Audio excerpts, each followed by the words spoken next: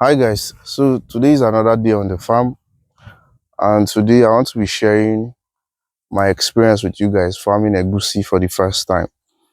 So the farm, so this all of this you see right here is egusi that has already been scooped, and these are just the dried uh, melon. This is just the dried egusi that we've already left on the farm. So all of this right here is the egusi that we've already harvested. So this year I decided to, farm egusi, but not just egusi. Like I just decided to invest in agriculture, in farming in general. I have been farming like all my life, but this year I decided to take it like a business personally and see how it goes. Unlike how we usually farm at home just for, you know, the use, just for our use at home. So this year I decided to invest in it as a business and see how it goes, how it will go. So I'm going to share with you my experience farming this egusi, and then how much I expended on this small plot of land. And then I'll also tell you how much or the quantity of egusi I was able to harvest and the value of what I harvested from this farm. So this farmland that you see right here, where you see there's beans, where I planted beans, this is actually where I planted the egusi. After I harvested the egusi, then I now planted these beans. So one of my friend here, he was like, "Sir, ka shuka egusi mana, ka egusi." I was like, "Egusi kuma?" So I was like, egusi again.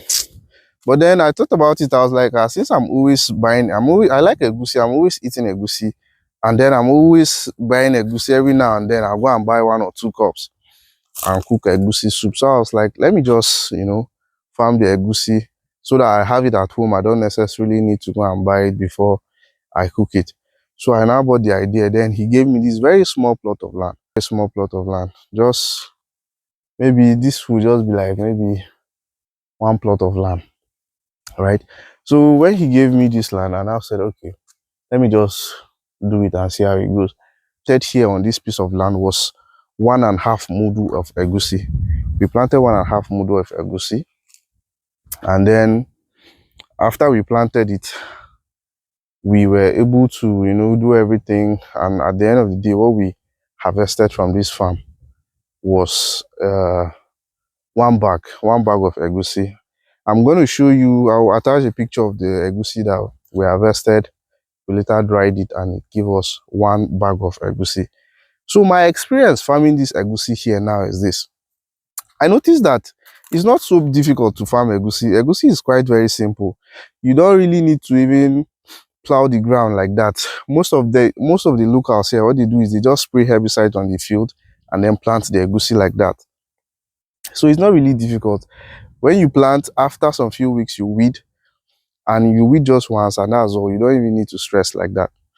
But the difficult part of this egusi something is the post-harvest. I noticed that from the time you plant it to the time you harvest it, it's just like within 3 months.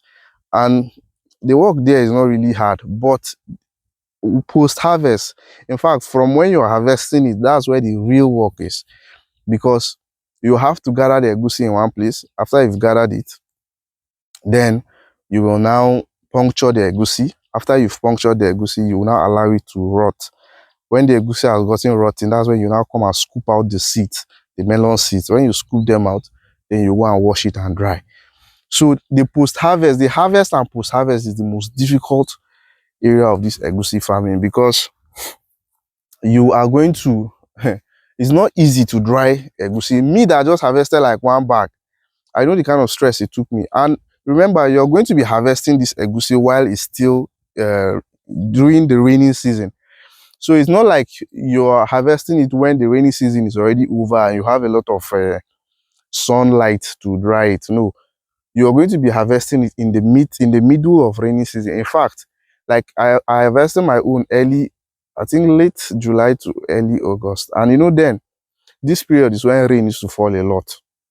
So drying it is usually the biggest challenge. I remember I will be at work like this. The guy that usually helps me to dry it will just call me and say, ah, Oga, za a ruwan sama fa kuma bana nan na fita.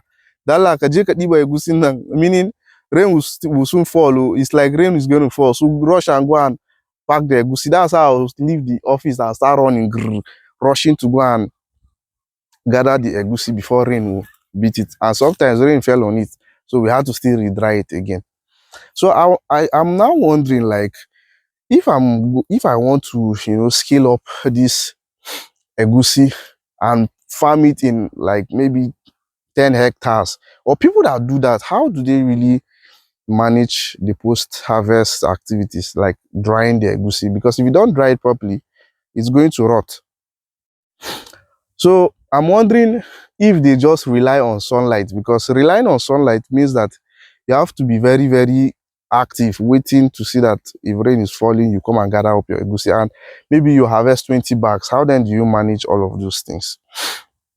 So that's one of my, thoughts.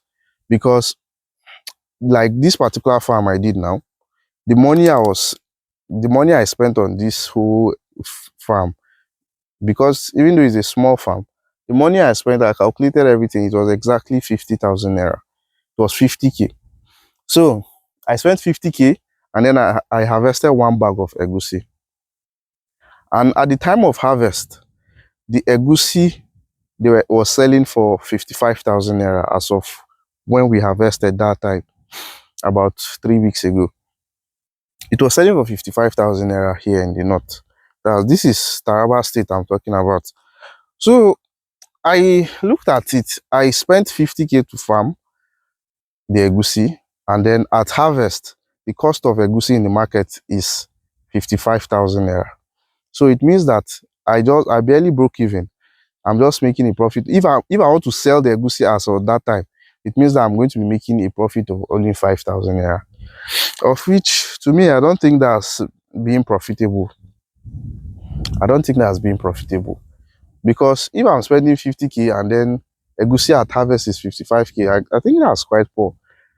Because what will make sense to me is if at harvest I'm making like 100% or at least 50% of my investment. Meaning that if at harvest I decide that I want to sell off all this egusi self, I don't want to keep anyone, I want to sell off everything, then it should be that at harvest I should be making at least 100% of my money. Say I spent 50k on the farm, and what I'm selling off at harvest is giving me like 100k ahead. That will make sense to me. Because now for me to make profit on what I have planted here and harvested here, it means that I have to now store it and wait for months, and then when the price increases, then I make money on it. Because they've said egusi, the value actually increases a lot over time. People do a lot of storage, egusi storage, because egusi is one food commodity that the price used to increase because there's a high demand for egusi. And I don't think egusi is one of those food produce that we import into the country like that. So the price is usually used to increase. So I know that from now to the next 3 months, the price of egusi can increase to like the next 6 months rather.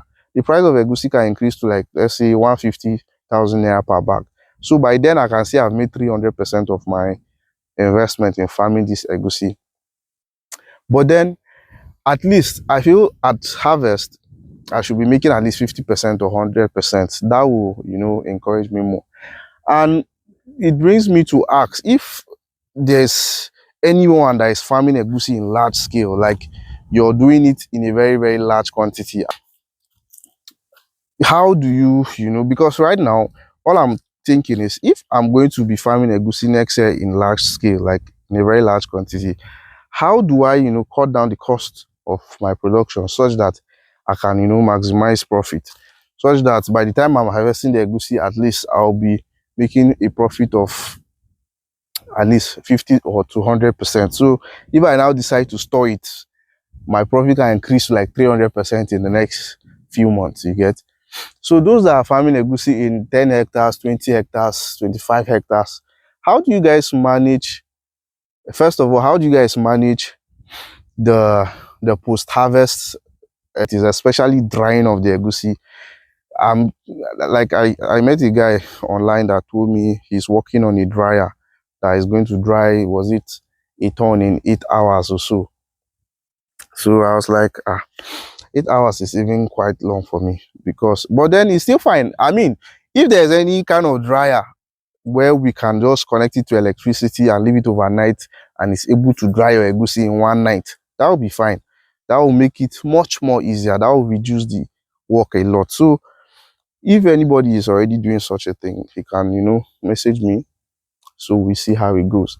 And then, how do you guys also, you know carry out egusi farming such that you get to your yield? First of all, the yield of the egusi is much, such that at harvest you are able to make at least 100% or 50% of your investment. As for me, I think my yield is not too bad, because I planted 1.5 mudu and I was able to harvest 1 bag. So that's 1 bag of, I think it should be 50 kg, right? I will show you guys the bag. So I think it's not too bad, but still, I mean, I feel a lot can be done to improve it, because using the same, you just like going by what I got this year, say I now farm it on 10 hectares and I expend 1 million or 2 million naira, then I harvest egusi, and the at harvest, the quantity of egusi I harvested, if I'm to sell it, it will still give me just around 1 million naira. I feel, and to think of it, that it got me thinking. I now realize how a lot of the local farmers, they are actually farming and they are running in a loss, but most of them don't realize, because they don't really keep records, they don't track what they are doing, you get. Because a local farmer now, once he goes to farm, because he's not paying for labor, he goes with his children and he just buys few inputs, few herbicides, few no fertilizer, and he uses all of the local equipment.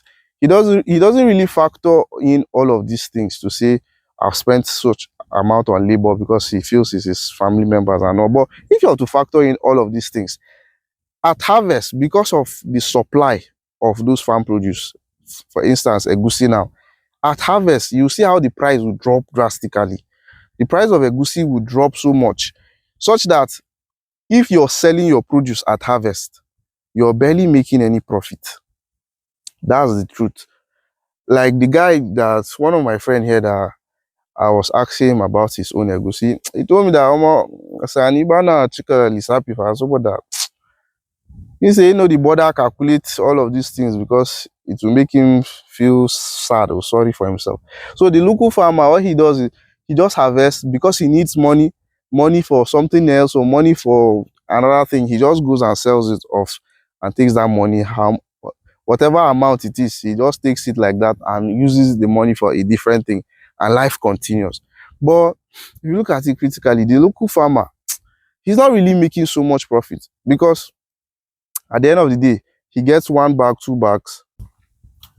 So, as I was saying, majority of the times, the local farmer doesn't really make much profit, because at harvest, due to supply, a lot of supply of those farm produce, the prices will drop a lot. And any farmer that is unable to store his produce, and most of the times they are unable to store it because they have many other problems they are trying to solve, you get. They have many other things they are trying to solve with the money. So if they are unable to store and sell it later when demand is high and supply has dropped, they will be selling it at, best case scenario, break even, you get. They will be breaking even or selling it at a loss. But the local farmer, he doesn't really calculate all those things, so he doesn't know. He will just sell it and use the money for other things, and life continues. But not to say that local farmers don't make profit. Oh. Of course they do. There are going to be farming seasons that, depending on the yield they get from the land, you get. Because it's like, it's always going to be tied to your yield. Say on a hectare now, your yield is like, let's say 1 ton, or say you get 100 bags on a hectare, right? If you go to the market and you sell off those 100 bags, you can make profit. But comparing it to somebody that his yield on a hectare of land that he has finished cultivating and suffering and all gets 10 bags, of course, you know he's already running at serious loss. So I know it still boils down to the yield and all, but still the prices are very poor at harvest. And majority of the local farmers, especially that they don't use improved seeds, they don't have enough money to buy fertilizers, they don't have enough money for inputs. So at the end of the day, the yield is nothing to write home about. So I now understand why it's very important for government to step into agriculture and subsidize fertilizers, subsidize inputs so much, so that at least they can secure, you know, the interest of the locals in farming, and we'll have food security in the country. So let me show you the egusi. Here's like these ones that are right here. They forgot to scoop these ones. But then, so far so good. That was my experience in this farming season. I was able to get a bag from this farmland. I spent about exactly 50k, and a bag of egusi right now sells for 60,000 naira. As of when I harvested my egusi, a bag of egusi was selling for 55k, yes. But right now the price has started rising because the most people have been selling. So the supply is gradually dropping. Now the price of egusi is rising. So egusi now in my locality in Taraba State now is 60,000 naira per bag. You get. So I think the next thing I'll discuss now is storage of egusi. How profitable is storage? Because a lot of people, they just keep the stress of the farming and go straight into the storage. They buy 100 bags, 500 bags and store and keep. Then after 3 or 6 months, they sell it at about 100% margin. So like right now that it's harvest time, a lot of people are harvesting egusi, so the prices are very cheap, right? The prices are very cheap. So one can buy now and then store. So you're buying one bag at 60,000 naira, 10 bags 600k. So if you're storing that in 4 to 6 months, say by February next year, I know that the price of egusi will increase to at least 100k. So if you were able to buy it at 50k or 55k or 60k, you know that by then, in fact, it can go all the way to like 150k self. So you know you'll be making like 200-300% profit on your investment. But of course, everything has its own risks. You never can tell what will happen. No investment is 100% guaranteed and all of that. But then let's just see how it goes. So right now, my major interest is if anybody knows how to, you know, farm egusi properly, like in a way that you're able to get maximum yield, and then also very importantly, how to manage the post-harvest, the drying of the egusi, so that you get dried egusi seeds and they don't spoil. What is discouraging me right now is the relying on sun to dry egusi, because I cannot imagine harvesting 100 bags of egusi and then you're relying on sunlight to dry those 100 bags of egusi. It's going to be crazy. But if there were to be like a dryer, something like that, where you can easily 10 bags in a day or 20 bags in a night, that would be awesome, right? So that's it for this video, and I'll be sharing more content with you guys. If you like something like this, you can do well to like the video to encourage me, and also see you guys in the next video, guys. Cheers.